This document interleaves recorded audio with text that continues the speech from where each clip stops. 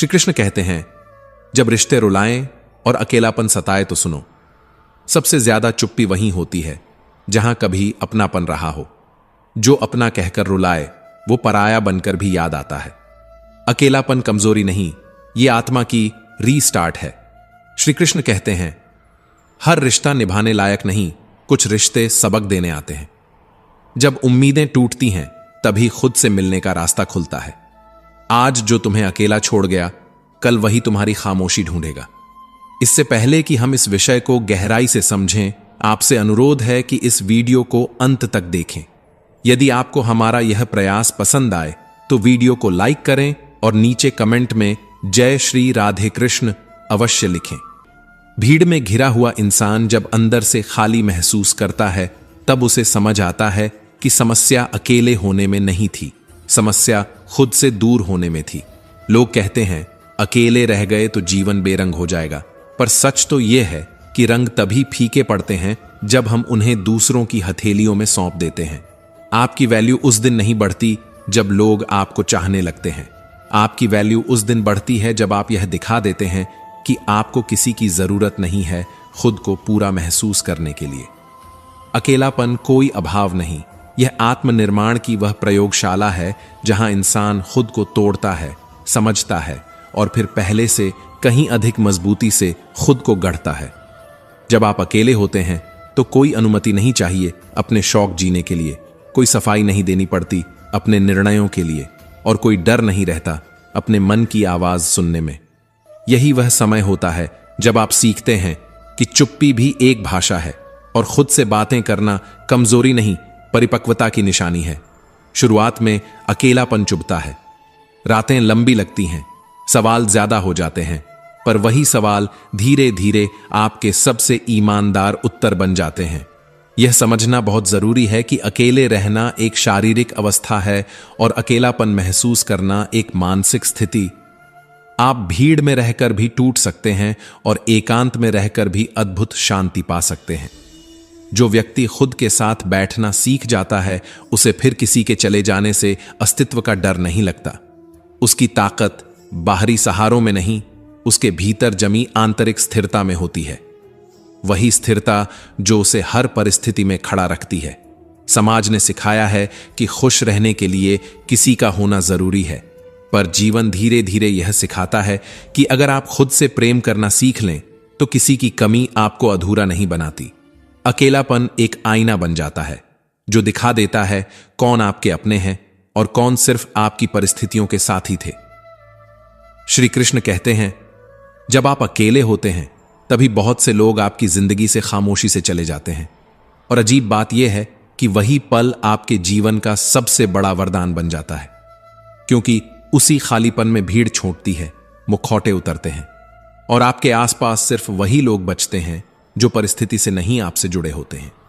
हम अक्सर अकेले रहने से नहीं डरते, हम उस आदत से डरते हैं जो हमें हर समय किसी के साथ रहने की लत लगा देती है। लेकिन जिस दिन आप इस आदत से बाहर निकलते हैं उसी दिन समझ आता है कि अकेलापन भी एक शांत, गहरा और सम्मान से भरा हुआ आनंद हो सकता है। अकेले रहना कोई दूरी नहीं है लोगों से। अकेले रहना अपने जीवन की बागडोर खुद के हाथ में लेना है। जब निर्णय आपके होते हैं तो कर्मों की जिम्मेदारी भी आपकी होती है और यही जिम्मेदारी धीरे धीरे आपको आत्मनिर्भर, मजबूत और भीतर से स्थिर बनाती है। कोई भी महान कार्य शोर में नहीं जन्म लेता, चाहे वह अध्ययन हो, चाहे सृजन, चाहे साधना या आत्ममंथन।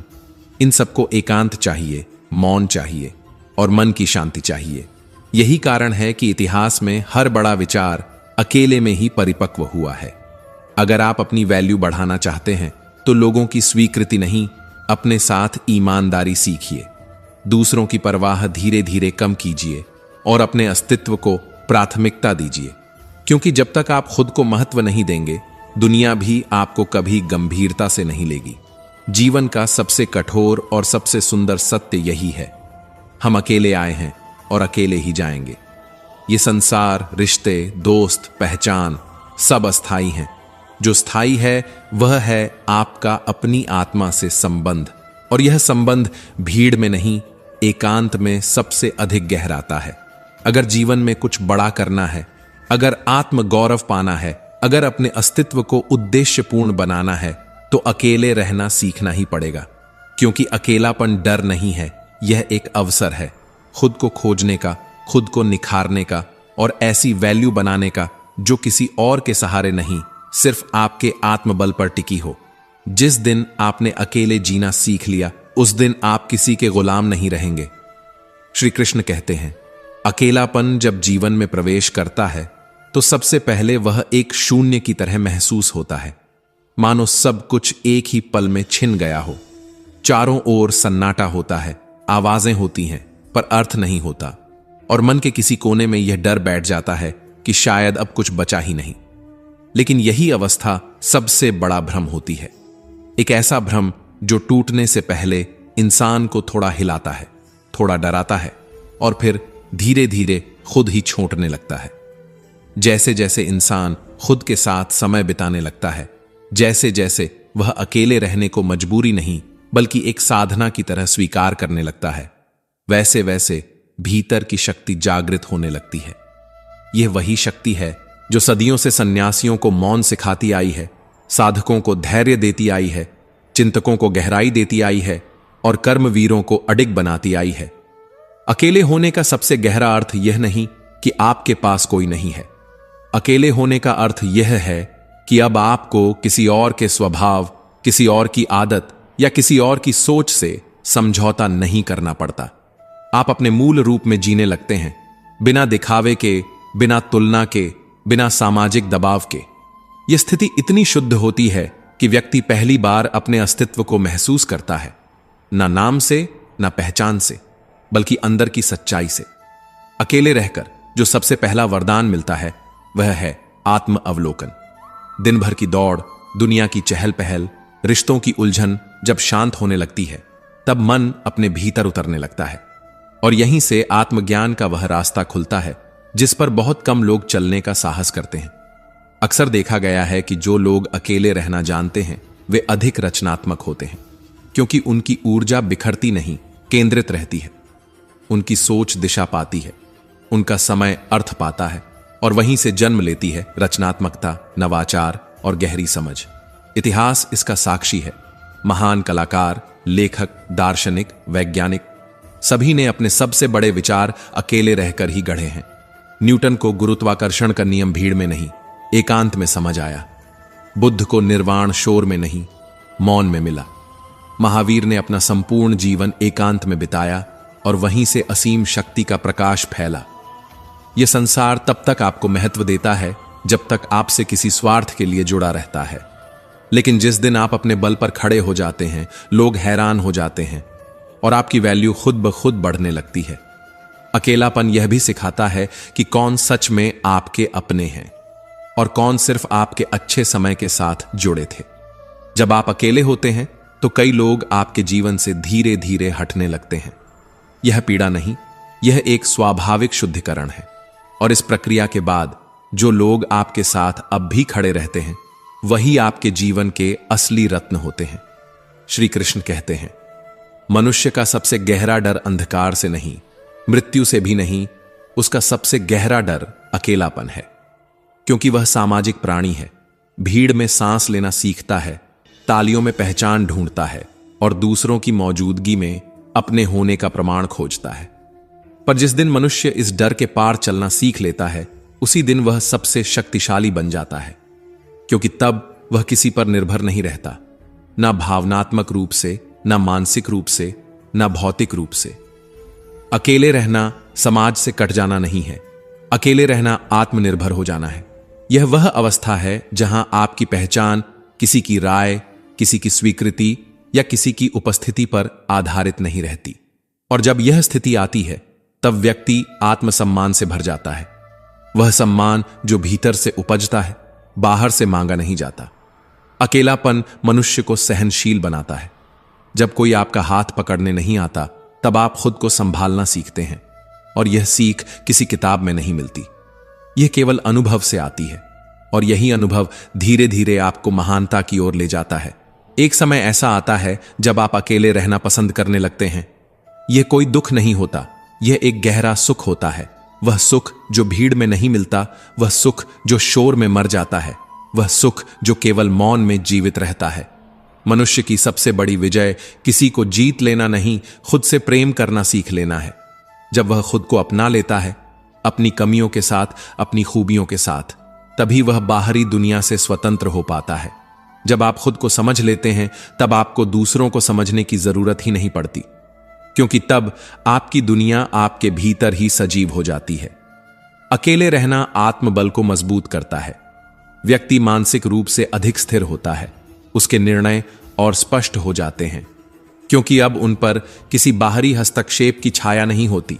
जो व्यक्ति अकेले रहकर खुश रहना सीख जाता है, वह संसार के किसी भी कोने में जाकर सफल हो सकता है, क्योंकि उसके पास वह आधार होता है जो किसी और से नहीं, सिर्फ खुद से आता है।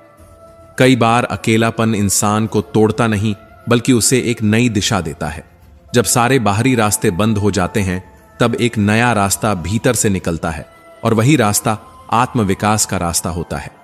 अकेलापन यह सिखाता है कि असली जीवन वह नहीं है जो बाहर दिखाई देता है। असली जीवन वह है जो भीतर घटित होता है। इस अवस्था में व्यक्ति साक्षी भाव में आ जाता है। वह अपने जीवन को एक दर्शक की तरह देखने लगता है। अब उसे हर बात पर प्रतिक्रिया नहीं करनी होती, वह बस अनुभव करता है, समझता है और सीखता है।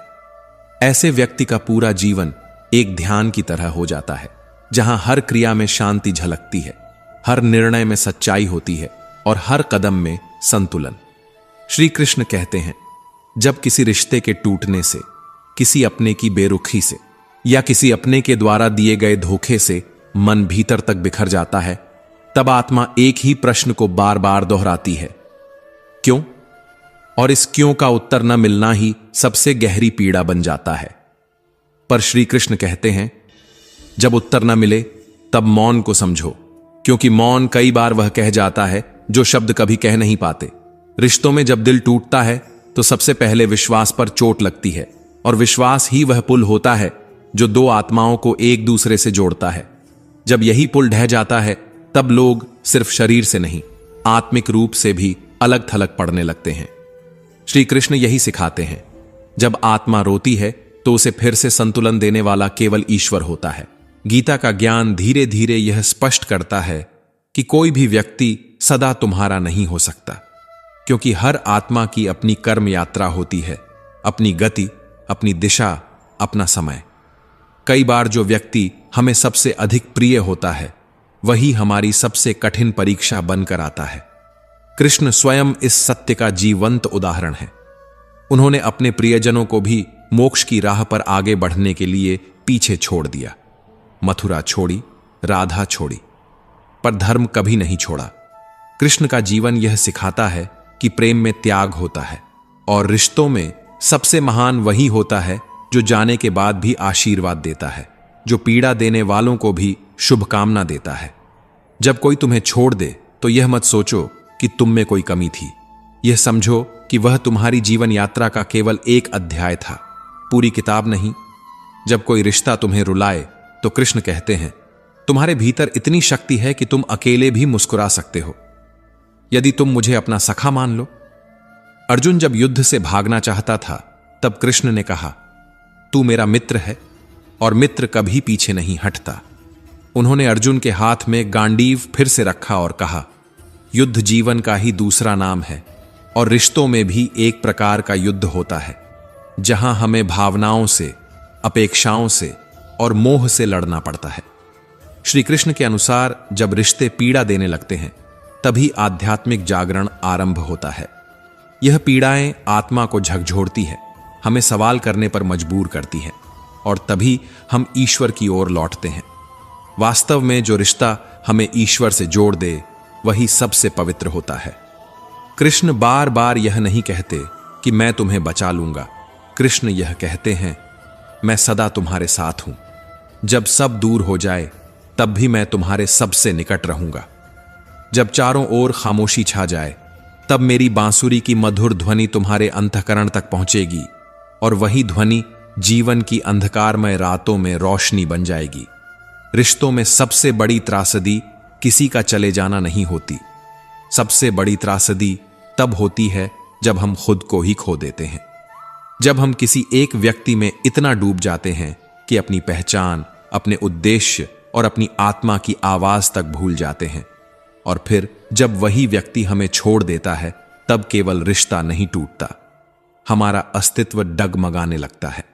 तभी कृष्ण कहते हैं, स्वधर्मे निधनम श्रेय पर धर्मो भयावह। अपने स्वरूप में रहना ही सबसे बड़ा धर्म है। दूसरों की पहचान ओढ़ लेना भय का कारण बन जाता है।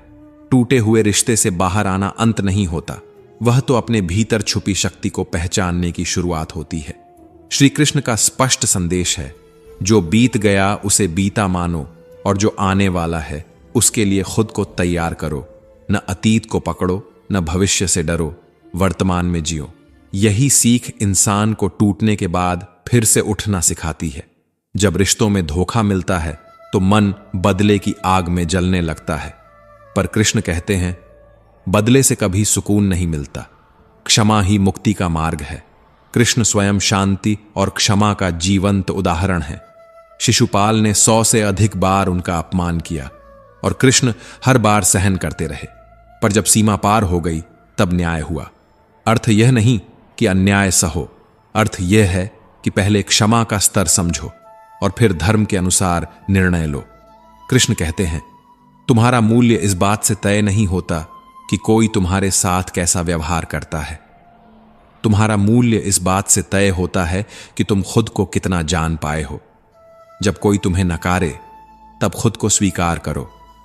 जब कोई तुम्हारे प्रेम को ठुकराए तब स्वयं से प्रेम करो। और जब कोई तुम्हें रुलाए तब मेरे नाम का स्मरण करो। मैं तुम्हारे आंसुओं को अपनी बांसुरी की मधुरता में बदल दूंगा। श्री कृष्ण कहते हैं, जीवन में कुछ भी अकारण नहीं होता, न मिलन, न बिछड़ना, न प्रेम, न तिरस्कार। जो घटता है वह घटता नहीं, वह तुम्हें आत्मबोध की ओर धकेलता है, कभी स्नेह के नाम पर, कभी वियोग की आग में, पर हर बार तुम्हें तुमसे मिलाने के लिए। जब कोई रिश्ता इतना गहरा हो जाए कि उसका अंत तुम्हें जीवित लाश बना दे, तब श्री कृष्ण की गोद ही एकमात्र आश्रय बनती है। वहीं बैठकर रो लेना, बिन बोले कहना, हे कृष्ण मुझे सहारा दो, मैं थक गया हूं। और वह तुम्हें थाम लेते हैं, क्योंकि उन्होंने हमेशा अपने भक्तों को उठाया है। द्रौपदी की लाज में, अर्जुन के संशय में, सुदामा की दरिद्रता में कृष्ण हर बार प्रकट हुए हैं। कृष्ण यह भी सिखाते हैं कि आत्मा अमर है और आत्मा के रिश्ते शरीर से कहीं आगे होते हैं। जो रिश्ता आत्मा से जुड़ा हो वह कभी नहीं टूटता। यदि कोई तुमसे सच में प्रेम करता था तो वह प्रेम आज भी तुम्हारे पास है, शरीर चला जाए तो भी। और जो प्रेम केवल शरीर तक सीमित था वह एक भ्रम था, एक मोह, जिसका टूट जाना ही कल्याण है। कई बार हम उसी व्यक्ति के पीछे भागते रहते हैं जिसने हमें दुख दिया, क्योंकि हमें लगता है वही हमारी खुशी की कुंजी है। पर कृष्ण मुस्कुराकर समझाते हैं, असली कुंजी तुम्हारे भीतर है, बाहर नहीं। जिस दिन तुम खुद को पालोगे उस दिन किसी और की जरूरत शेष नहीं रहेगी। पूर्णता ध्यान में है, संतुलन साधना में है, और बिखराव से बाहर निकलने का सबसे बड़ा मार्ग भागवत भक्ति है।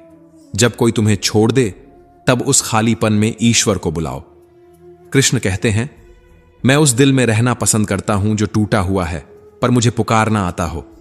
जीवन की सबसे बड़ी सीख यही है, कोई भी रिश्ता ईश्वर से बड़ा नहीं होता। संसार का हर व्यक्ति अपनी यात्रा पर है, और जब उसकी यात्रा तुम्हारी यात्रा से अलग हो जाती है तो वह तुमसे अलग हो जाता है। इस पर रोने की नहीं, समझने की जरूरत है। जो गया वह जाने के लिए ही आया था, और जो रहेगा वह तुम्हारी आत्मा से जुड़ा रहेगा। इसीलिए जब कोई रिश्ता रुलाए तो अपना दुख मुझसे साझा करो, और फिर देखो कैसे वही दुख धीरे धीरे तुम्हारे भीतर प्रेम का रूप लेने लगता है। इस संसार में हर रिश्ता नश्वर है, पर ईश्वर से जुड़ा प्रेम शाश्वत है। श्री कृष्ण कहते हैं, जहां सब कुछ समझ में आ जाए वहां श्री कृष्ण की आवश्यकता नहीं होती, और जहां कुछ भी समझ में ना आए वहीं से कृष्ण की वाणी शुरू होती है। क्योंकि जब दुनिया की सच्चाई और अपने ही लोगों का छल तुम्हें भीतर से चुप करा दे, तब शब्द नहीं केवल चेतना सुनाई देती है, और वही चेतना कृष्ण की आवाज बन जाती है। जो आज तुम्हें छोड़ रहा है उसे दोष मत दो, संभव है वह कल तुम्हारी उड़ान का सबसे भारी बोझ बन जाता। इसीलिए कृष्ण ने समय से पहले उसे तुम्हारे रास्ते से हटा दिया। हर बिछड़ना दंड नहीं होता, कुछ बिछड़न रक्षा कवच होती है। तुम सोचते हो मैंने क्या गलती की, मैंने कम प्रेम किया क्या, मैंने निभाने में कसर छोड़ी क्या? लेकिन कृष्ण मुस्कुराकर कहते हैं, मनुष्य रिश्तों से नहीं, अपने कर्मों से बड़ा होता है। जब तुम कर्म में रम जाते हो तब रिश्तों का शोर तुम्हारे भीतर प्रवेश नहीं कर पाता, दुख बाहर ही ठहर जाता है। रिश्ते जब रुलाते हैं तब वे तुम्हें तोड़ने नहीं, तुम्हें ऊंचा उठाने आते हैं। पर यह तभी संभव है जब तुम रोकर भी रुकते नहीं। रो लो लेकिन ठहरो मत, टूटो लेकिन बिखरो मत, क्योंकि हर टूटन एक नए जुड़ाव की भूमिका होती है। जब कोई नहीं समझता, जब शब्द व्यर्थ लगते हैं, जब प्रश्न उत्तरों से भारी हो जाते हैं, तब मौन आता है। और इसी मौन में अगर तुम बिना बोले कह दो, हे कृष्ण मैं थक गया हूं, तो वह कहते नहीं, वह थाम लेते हैं। श्री कृष्ण यह वादा नहीं करते कि जीवन में पीड़ा नहीं होगी, वे बस इतना कहते हैं, पीड़ा में मैं अलग नहीं हूं। जब दुनिया मुंह मोड़ ले, जब अपने ही पराये लगें, जब प्रेम तिरस्कार बन जाए और अपनापन उपेक्षा में बदल जाए, तब मनुष्य छटपटाता है। पर उसी छटपटाहट में यदि तुम कृष्ण को देख लो तो वह कहते हैं, तुम्हारा आंसू मेरी करुणा है। संसार के सारे रिश्ते परिवर्तनशील हैं और परिवर्तन जीवन का नियम है, दोष नहीं। जो आज सबसे अपना लगता है वह कल दूर हो सकता है। पर इसका अर्थ यह नहीं कि प्रेम झूठा था। कुछ प्रेम ठहरने के लिए नहीं आते, वे बस तुम्हें खुद से मिलाने आते हैं। हर रिश्ता या तो सिखाने आता है या आगे बढ़ाने, और जब उद्देश्य पूरा हो जाता है तो रिश्ता स्वतः विदा ले लेता है। यही समझ दुख को ज्ञान में बदलती है। जब कोई तुम्हें छोड़ दे तो उस खालीपन में किसी और को मत ढूंढो, वहां ईश्वर को बुलाओ। कृष्ण कहते हैं, मैं टूटे हुए दिल में रहना पसंद करता हूं, बस मुझे पुकारना होता है, क्योंकि जो आत्मा से जुड़ा है वह कभी टूटता नहीं, और जो केवल शरीर से जुड़ा था उसका टूटना मुक्ति है। श्री कृष्ण कहते हैं, टूटना जब दिखाई देता है तब असल में बहुत कुछ अंदर जन्म ले रहा होता है। क्योंकि कोई रिश्ता जब टूटता है तो वह केवल बाहर नहीं टूटता, वह विश्वास को चुप करा देता है, उम्मीदों को डरा देता है, आत्मसम्मान को आईने से मुंह मोड़ने पर मजबूर कर देता है, और कभी कभी जीवन पर से आस्था भी छीन लेता है। लेकिन श्री कृष्ण कहते हैं, यही वह क्षण है जहां आत्मा पहली बार स्वयं से आंख मिलाती है। जिस आत्मा को तुमने किसी और के प्रेम में अनजाने में खो दिया था, वही आत्मा अब तुम्हारे भीतर शक्ति बनकर जागने को तैयार होती है। टूटना अंत नहीं है, टूटना स्मरण है कि तुम अभी जीवित हो। पुनर्निर्माण हमेशा ध्वंस से ही शुरू होता है। कृष्ण का जीवन इसी सत्य का प्रमाण है। उन्होंने प्रेम किया लेकिन बंधन नहीं बनाया। उन्होंने राधा को चाहा पर मोक्ष को छोड़ा नहीं। उन्होंने द्रौपदी की रक्षा की लेकिन उसके अधिकारों पर अपना नाम नहीं लिखा। उन्होंने अर्जुन को ज्ञान दिया पर निर्णय का भार उसी के कंधों पर रहने दिया। यही है रिश्तों की पवित्रता, मर्यादा, स्वतंत्रता और उद्देश्य। जब कोई रिश्ता तुम्हें रुला दे तो उसे दोष मत दो, कृष्ण से सीखो। त्याग करना, धैर्य रखना और स्वयं पर विश्वास करना, क्योंकि श्री कृष्ण यह भी कहते हैं, इस संसार में कोई भी पूर्ण नहीं है। हर व्यक्ति के भीतर सीमाएं हैं, कमजोरियां हैं, अधूरेपन की छायाएं हैं। जब तुम दूसरों की सीमाओं को समझने लगते हो तब तुम्हारे भीतर करुणा जन्म लेती है, और करुणा सबसे बड़ा उपचार है। वही करुणा एक टूटे रिश्ते को भी आशीर्वाद में बदल सकती है। जब कोई तुम्हें छोड़ दे तो उसे धन्यवाद दो, क्योंकि उसी ने तुम्हें खुद तक लौटने का मार्ग दिया। सच यह नहीं कि प्रेम मर जाता है, सच यह है कि प्रेम रूप बदल लेता है। जो प्रेम एक बार सच्चे हृदय से जिया गया हो वह कभी समाप्त नहीं होता। वह भीतर ऊर्जा बन जाता है, शक्ति बन जाता है, शांति बन जाता है। इसलिए जब कोई साथ छूटे तो यह मत कहो, प्रेम खत्म हो गया। समझो कि प्रेम अब एक व्यक्ति से निकलकर एक व्यापक अनुभव में परिवर्तित हो रहा है। दुनिया हमेशा तेज चलने वालों को सफल मानती है, लेकिन अकेलापन रुकना सिखाता है, क्योंकि रुक कर ही दिखता है कि तुम अभी कहां खड़े हो और किस दिशा में भटक रहे हो। जो लोग हमेशा किसी न किसी के साथ जीते रहते हैं, उन्हें यह समझने का अवसर ही नहीं मिलता कि वे स्वयं क्या चाहते हैं। भीड़ में अपनी आवाज सबसे पहले खो जाती है। अकेले रहना व्यक्ति को उस मैं से मिलवाता है जिसे वह सालों पहले किसी और की उम्मीदों के नीचे दबा आया था। वही मैं जो आत्मा का सच्चा स्वरूप है, जो नष्ट नहीं होता, जो समय से परे है, जो सदा अस्तित्व में रहता है। एकांत में मन धीरे धीरे शांत होता है, विचार अपने आप स्पष्ट होने लगते हैं। तब व्यक्ति आकाश को सिर्फ देखता नहीं, उससे बात करता है, हवा के थपेड़ों में सवाल रखता है, पक्षियों की चहचहाहट में उत्तर सुनता है और बिना किसी शब्द के इस पूरी सृष्टि से एक गहरा भावनात्मक संबंध जुड़ जाता है। यह संबंध वह शांति देता है जो किसी रिश्ते, किसी दौलत या किसी प्रसिद्धि से कभी नहीं मिलती। अकेलेपन की शक्ति को पहचानना बहुत जरूरी है, क्योंकि यह शक्ति निर्माण करती है सोच का, आत्मा का और व्यक्तित्व का। अगर युवा वर्ग यह सीख ले कि अकेले रहना कमजोरी नहीं बल्कि ताकत है, तो एक ऐसी पीढ़ी जन्म ले सकती है जो आत्मनिर्भर हो, सशक्त हो और सुसंस्कृत हो। समय की मांग यही है कि हम अपने भीतर झांकें, अपने मूल्यों की पुनः समीक्षा करें, क्योंकि जब तक हम स्वयं को नहीं जानेंगे तब तक किसी और को समझ पाना संभव नहीं। अकेले रहना सिखाता है कि जीवन में वास्तविक मूल्य कौन से हैं: सत्य, करुणा, प्रेम, सादगी और आत्मज्ञान। तब जीवन एक यात्रा बनता है, बाहरी नहीं, आंतरिक। और यह यात्रा सबसे सुंदर होती है, क्योंकि यहां कोई झूठ नहीं, कोई छल नहीं, कोई दिखावा नहीं, सिर्फ तुम और तुम्हारा अस्तित्व। जिस दिन तुम अकेले बैठकर मुस्कुरा पाओ, उस दिन समझ लेना तुमने जीवन का सबसे बड़ा मंत्र सीख लिया है। अकेले रहना एक कला है, एक साधना है और सफलता की एक शांत कुंजी भी। हां, अकेलेपन की यात्रा आसान नहीं होती। शुरुआत में डर आता है, चिंता घेरती है, असुरक्षा दिल को दबोचती है। ऐसा लगता है अब कोई सुनने वाला नहीं, कोई समझने वाला नहीं, कोई साथ देने वाला नहीं। लेकिन जैसे जैसे अकेलापन अपनाया जाता है, वैसे वैसे यह एहसास होने लगता है कि जितना बाहर खोजा था उससे कहीं अधिक उत्तर अंदर ही थे। श्री कृष्ण कहते हैं, एकांत में मनुष्य का मन अचानक और अधिक स्पष्ट हो जाता है, क्योंकि जब शोर हटता है तब वे आवाजें सुनाई देने लगती हैं जो हमेशा से वहां थीं पर दब गई थीं। तभी व्यक्ति अपने विचारों की गति को देखता है, अपनी भावनाओं की तीव्रता को महसूस करता है और अपने ही मन की चाल से परिचित होता है। यही आत्मबोध की पहली सीढ़ी है। और जैसे ही कोई इस सीढ़ी पर कदम रखता है, वैसे ही उसे यह समझ आने लगती है कि उसकी अब तक की चिंताएं, असुरक्षाएं और दुख असल में बाहरी आश्रयों पर टिके हुए थे। लोग, रिश्ते, स्वीकृति, साथ।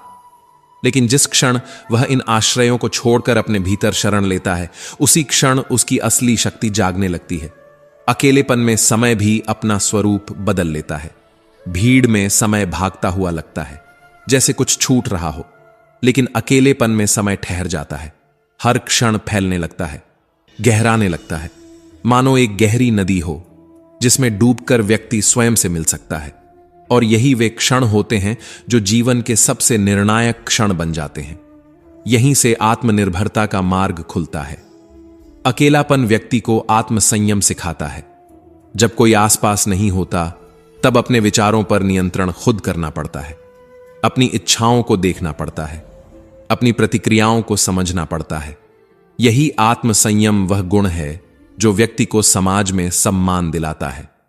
जो व्यक्ति अकेले रहकर अपने मन को वश में कर लेता है, वह संसार के किसी भी कोने में सफल हो सकता है, क्योंकि वह केवल बाहरी दुनिया में ही नहीं, अपने भीतर भी शासन करना सीख चुका होता है। अकेलेपन का सबसे बड़ा वरदान यही है, यह आत्मनिर्भरता सिखाता है। और आत्मनिर्भरता सिर्फ आर्थिक नहीं होती, यह मानसिक होती है, भावनात्मक होती है, आध्यात्मिक होती है। जो व्यक्ति भावनात्मक रूप से आत्मनिर्भर हो जाता है, वह किसी और के व्यवहार से डगमगाता नहीं। उसकी खुशी किसी की मौजूदगी पर निर्भर नहीं होती, उसकी शांति किसी के चले जाने से टूटती नहीं। उसका आत्मविश्वास भीड़ से नहीं, भीतर से आता है। वह अपने भीतर की स्थिति से संचालित होता है। ऐसे व्यक्ति की सोच अधिक स्वतंत्र होती है, अधिक मौलिक होती है। वह अपनी राह खुद बनाता है, अपने निर्णय खुद लेता है। वह नकल नहीं करता, वह ढांचे में फिट होने की कोशिश नहीं करता, बल्कि वह स्वयं एक नया ढांचा गढ़ता है। श्री कृष्ण कहते हैं, अकेले रहकर जीने वाले लोग कमजोर नहीं होते, वे अधिक संवेदनशील होते हैं, क्योंकि उन्होंने खुद को महसूस किया होता है। और जो व्यक्ति खुद को महसूस कर लेता है वह दूसरों की खामोश भावनाओं को भी पढ़ लेता है। लेकिन इस संवेदनशीलता में एक संतुलन होता है। वे अपनी भावनाओं को डूबने के लिए नहीं, दिशा तय करने के लिए उपयोग करते हैं। वे भावनाओं से कमजोर नहीं होते, वे भावनाओं से बुद्धिमान होते हैं। अकेलापन व्यक्ति को अध्यात्म की ओर धीरे धीरे ले जाता है, क्योंकि जब सारे बाहरी सहारे छिन जाते हैं तब मन ऐसे सहारे की खोज करता है जो कभी न छूटे, और यही खोज उसे ईश्वर की ओर, आत्मा की ओर और परम शांति की ओर ले जाती है। तभी व्यक्ति समझने लगता है कि जीवन सिर्फ भौतिक नहीं है, यह एक गहरी, दिव्य और रहस्यमय प्रक्रिया है। और जिस दिन यह दिव्यता अनुभव में आ जाती है उसी दिन मन स्थिर होने लगता है। अब उतार चढ़ाव उसे हिलाते नहीं। प्रसन्नता आती है तो वह उछलता नहीं, दुख आता है तो वह टूटता नहीं। यही संयम और यही संतुलन जीवन की सबसे बड़ी उपलब्धि है। अकेलापन व्यक्ति को उस अवस्था तक ले जाता है जहां वह हर परिस्थिति में खुद के प्रति ईमानदार रहता है। दिखावा अपने आप गिर जाता है। दुनिया क्या कहेगी, यह सवाल महत्वहीन हो जाता है, क्योंकि अब वह खुद को जान चुका होता है। और जो लोग अकेले रहना सीख लेते हैं वे रिश्तों को और बेहतर समझते हैं। अब वे रिश्तों में अपनी पहचान नहीं खोते, वे अपनी पहचान के साथ जुड़ते हैं। वे अधीन नहीं होते, वे बराबरी से जुड़ते हैं। उनका प्रेम अपेक्षा से नहीं, स्वीकृति से भरा होता है, और यही प्रेम सच्चा होता है। इस तरह अकेलापन व्यक्ति को परिपक्व बनाता है। वह उस स्तर पर पहुंच जाता है जहां किसी प्रमाण की जरूरत नहीं रहती। उसका आचरण ही उसका प्रमाण होता है। लेकिन यह अवस्था तभी आती है जब व्यक्ति अकेले रहकर अपने अस्तित्व को समझ लेता है। तभी उसे यह दिखाई देता है कि जीवन की सबसे बड़ी उपलब्धि खुद को खोकर दूसरों में मिलना नहीं, बल्कि खुद को पाकर अपने भीतर की शांति में जीना है। और तब यह भ्रम भी टूट जाता है कि अकेले होना असफल होना है। सच्चाई तो यह है, अकेले रहना एक बहादुरी है। यह वह हिम्मत है जो बहुत कम लोगों में होती है।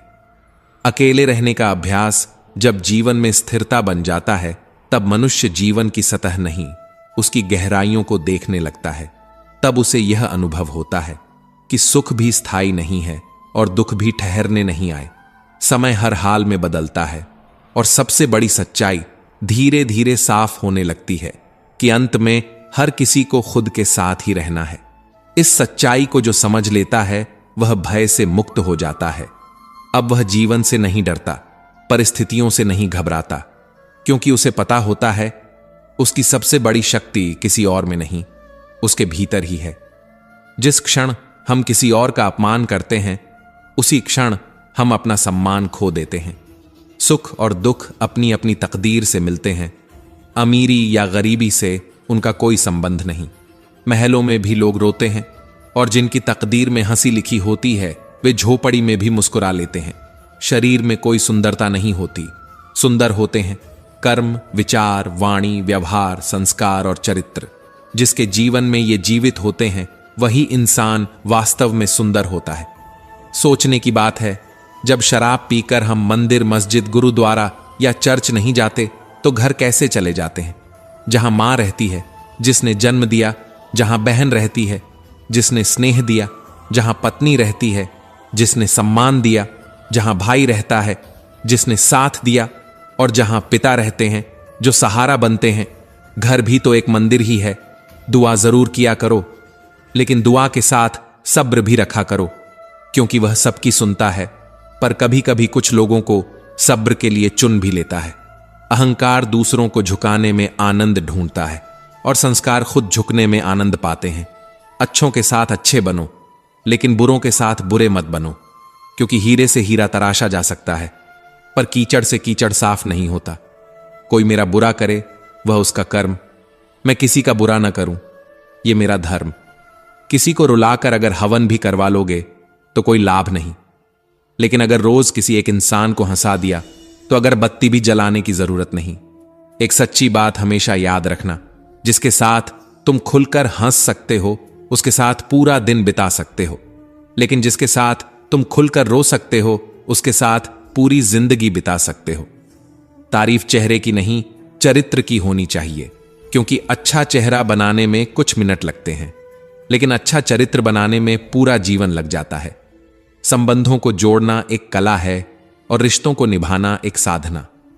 हम जीवन में कितने सही और कितने गलत हैं, यह सिर्फ दो ही जानते हैं, एक ईश्वर और दूसरी हमारी अंतरात्मा। और कितना अजीब है ना कि ये दोनों दिखाई भी नहीं देते। कुदरत की बनाई हर चीज बदलती है, वक्त, मौसम, इंसान, ख्याल, दृष्टिकोण सब बदलते हैं, क्योंकि बदलाव ही जीवन का नियम है। श्री कृष्ण कहते हैं, मैं तुम्हारे सबसे कठिन समय में तुम्हारे सबसे निकट होता हूं। जब तुम्हें लगे कि सबने साथ छोड़ दिया है, तब मेरी बांसुरी की ध्वनि तुम्हारे हृदय तक खामोशी में पहुंचती है। मैं वहां होता हूं, तुम्हारे आंसुओं में, तुम्हारी प्रार्थनाओं में और उस मौन में जिसे तुम शब्द नहीं दे पाते। जीवन एक यात्रा है जहां हर पड़ाव कुछ सिखाने आता है, और रिश्ते इस यात्रा के सहयात्री होते हैं। कुछ थोड़ी देर के लिए, कुछ थोड़ा अधिक समय के लिए, और कुछ सिर्फ इसलिए कि तुम्हें अपने भीतर की सच्चाई दिखा सकें। इसलिए किसी के जाने पर दुखी मत होना, बस इतना समझ लेना कि अब एक नया अध्याय शांत रूप से आरंभ हो रहा है। जब कोई रिश्ता तुम्हें रुलाए तो उस पीड़ा को दबाना मत, उसे महसूस करो, उसे स्वीकार करो, क्योंकि जो पीड़ा स्वीकार हो जाती है वही धीरे धीरे ज्ञान में बदलती है। और जब उस पीड़ा से थोड़ा बाहर आ सको तो अपने भीतर के ईश्वर को पुकारो। श्री कृष्ण तुम्हें कभी अकेला नहीं छोड़ते। वे हर आंसू सुनते हैं, हर टूटी उम्मीद समझते हैं और हर बिखरे हुए मन को प्रेम से फिर से जोड़ना जानते हैं। वे तुम्हें खड़ा करना जानते हैं, वे मुस्कुराना फिर से सिखाते हैं और यह भी समझाते हैं कि जो गया वह समय का एक भाग था, लेकिन जो सदा साथ रहेगा वह है तुम्हारा आत्मबल, तुम्हारा प्रेम और तुम्हारा कृष्ण। जब कोई रिश्ता रुलाए तो कृष्ण की वाणी याद रखना, जो चला गया वह संयोग था, जो मिला वह प्रारब्ध था, लेकिन जो रह गया वही आत्मा का सत्य है, और मैं उसी सत्य में तुम्हारे भीतर निवास करता हूं।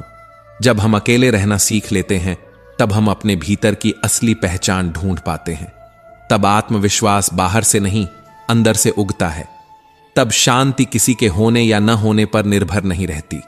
यही अकेलापन हमें जीवन की सच्ची समझ और स्थायित्व देता है, और यहीं से वैल्यू अपने आप बढ़ने लगती है। अकेले जीना सीखो, क्योंकि वैल्यू तभी बढ़ती है। अकेलापन को अक्सर नकारात्मक दृष्टि से देखा गया है। समाज कहता है अकेलापन दुख है, अकेले रहना एक समस्या है, लेकिन सच्चाई कुछ और ही कहती है। अकेलापन समस्या नहीं, एक अवसर है। श्री कृष्ण कहते हैं, जब दुनिया तुम्हें गंभीरता से लेने लगती है तब यह नहीं देखती कि तुम्हारे पास कितने लोग हैं, वह देखती है कि तुम बिना सहारे के कितने स्थिर हो। जो व्यक्ति अकेले खड़ा रहना सीख लेता है उसकी चुप्पी भी पहचान बन जाती है। भीड़ में रहने वाला अक्सर सुरक्षित दिखता है, पर अकेले चलने वाला ही वास्तव में स्वतंत्र होता है, और स्वतंत्रता वही समझ सकता है जिसने किसी के बिना भी सांस लेना सीख लिया हो। अकेलापन उस क्षण शुरू नहीं होता जब आसपास लोग नहीं होते। अकेलापन तब शुरू होता है जब व्यक्ति अपने भीतर उतरने का साहस करता है।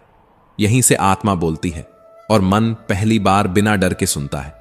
जब तुम अकेले होते हो तो तुम्हें बाहरी शोर से नहीं, अपने ही विचारों से सामना करना पड़ता है, और यही सामना सबसे कठिन होता है, क्योंकि यहां कोई दोष देने वाला नहीं होता, यहां केवल सत्य होता है, नग्न, स्पष्ट, असहज। दुनिया ने सिखाया है कि अकेले रहना कमजोरी है, पर इतिहास गवाही देता है कि हर महान चेतना कभी न कभी अकेलेपन से होकर ही गुजरी है। गौतम बुद्ध का मौन भीड़ से नहीं, वन से निकला था। विवेकानंद की गर्जना समर्थन से नहीं, आत्मविश्वास से पैदा हुई थी। गांधी का सत्य किसी सहारे का मोहताज नहीं था।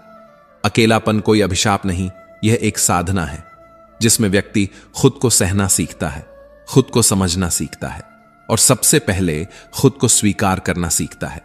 जब तुम अकेले होते हो तो तुम अपने आप से बात करते हो, अपने अतीत से प्रश्न करते हो, अपने वर्तमान को परखते हो और भविष्य से डरना छोड़ देते हो। यही समझ आता है कि पहचान उधार की नहीं होती, वैल्यू किसी के साथ रहने से नहीं बढ़ती। वैल्यू तब बढ़ती है जब तुम बिना किसी के भी पूरे हो। अकेले रहने का सबसे बड़ा लाभ यह नहीं कि तुम स्वतंत्र हो जाते हो, बल्कि यह है कि तुम्हें किसी को साबित करने की जरूरत नहीं रहती। तुम अपने समय के स्वामी बनते हो, अपने निर्णयों के उत्तरदायी बनते हो, और जब उत्तरदायित्व खुद का होता है तो आत्मविश्वास अपने आप जन्म लेता है। धीरे धीरे मन शांत होने लगता है, भावनाएं संतुलित होने लगती हैं और बाहरी मान्यता की भूख खुद ब खुद मरने लगती है। अकेलापन सिखाता है कि सच्चा सुकून बाहर नहीं, भीतर रहता है, कि खुशी कोई घटना नहीं, एक अवस्था है। भीड़ में रहते हुए इंसान खुद को भूल जाता है, लेकिन अकेलेपन में आत्मा याद आती है। वही आवाज जो वर्षों से दबाई गई थी अब स्पष्ट सुनाई देती है। श्री कृष्ण कहते हैं, हर हाल में बदलते रहना चाहिए, क्योंकि जो रुक गया वह धीरे धीरे टूटने लगता है। जीवन कोई ठहरी हुई झील नहीं है, यह बहती हुई नदी है, और नदी तभी शुद्ध रहती है जब वह चलती रहती है। अक्सर हम स्थिरता को शांति समझ लेते हैं, लेकिन सच्चाई यह है कि स्थिरता कई बार जड़ता बन जाती है। जीवन को बेहतर से बेहतर करने की कोशिश कोई लालच नहीं, यह आत्मसम्मान की निशानी है। मोटिवेटेड रहने के लिए सिर्फ भाषण नहीं, परिवेश भी चाहिए। जैसे बीज को उगने के लिए सिर्फ इच्छा नहीं, मिट्टी, पानी और धूप चाहिए, वैसे ही मन को मजबूत रहने के लिए सकारात्मक विचारों के साथ सकारात्मक लोग, शब्द और वातावरण चाहिए। तुम चलने का हौसला तो करो, रास्ते अपने आप बनते जाएंगे। दिशाओं की कमी नहीं है, कमी है तो केवल पहला कदम उठाने की। कांटों की चिंता मत करो, क्योंकि तुम्हारे साथ दुआएं बहुत हैं, और दुआओं के आगे कांटे भी रास्ता बदल लेते हैं। मुसीबतों से भागना कायरता नहीं, पर समझदारी भी नहीं, क्योंकि जो चुनौती टाल दी जाती है वह लौट कर और बड़ी होकर आती है। जीवन का यही नियम है, जो सामना करता है वही आगे बढ़ता है। एक शांत समुद्र में नाविक कभी कुशल नहीं बन पाता। तूफान ही सिखाते हैं पतवार कैसे थामनी है, लहरें ही बताती हैं संतुलन क्या होता है। इसलिए अगर जीवन हिल रहा है तो समझ लो तुम कुछ सीखने के द्वार में हो। दूर से हमें सभी रास्ते बंद नजर आते हैं, क्योंकि सफलता के द्वार हमेशा अंतिम मोड़ पर होते हैं। जैसे जैसे हम पास जाते हैं वैसे वैसे दरवाजे खुलते जाते हैं।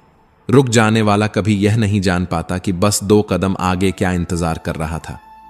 बारिश में सारे पक्षी आश्रय खोजते हैं, लेकिन बाज बादलों के ऊपर उड़ जाता है और बारिश से बचने की कोशिश नहीं करता, बल्कि उसे पार कर जाता है। समस्याएं सबके पास होती हैं, अंतर केवल नजरिए का होता है। अब जरा उस हाथी को याद करो जो दुनिया के सबसे ताकतवर जानवरों में से एक है, फिर भी एक पतली सी रस्सी से बंधा रहता है। रस्सी नहीं बांधती उसे बांधती है उसकी पुरानी धारणा। बचपन में जब वह कमजोर था तो वह रस्सी नहीं तोड़ पाया, बार बार असफल हुआ और एक दिन मान बैठा कि यह मुमकिन ही नहीं है। बड़ा होकर भी वह कोशिश नहीं करता। ताकत शरीर में होती है, लेकिन हार दिमाग में बस चुकी होती है। और अब उस भंवरे को देखो जिसे विज्ञान कहता है कि वह उड़ नहीं सकता, लेकिन भंवरे को यह नहीं पता, वह बार बार गिरता है फिर भी उड़ने की कोशिश नहीं छोड़ता, क्योंकि उसके भीतर यह विश्वास जिंदा है कि वह उड़ सकता है, और यही विश्वास असंभव को संभव बना देता है। यही फर्क है एक गलत मान्यता और एक सच्चे विश्वास के बीच। एक तुम्हें बांध देती है, दूसरा तुम्हें आसमान दे देता है। श्री कृष्ण कहते हैं, हम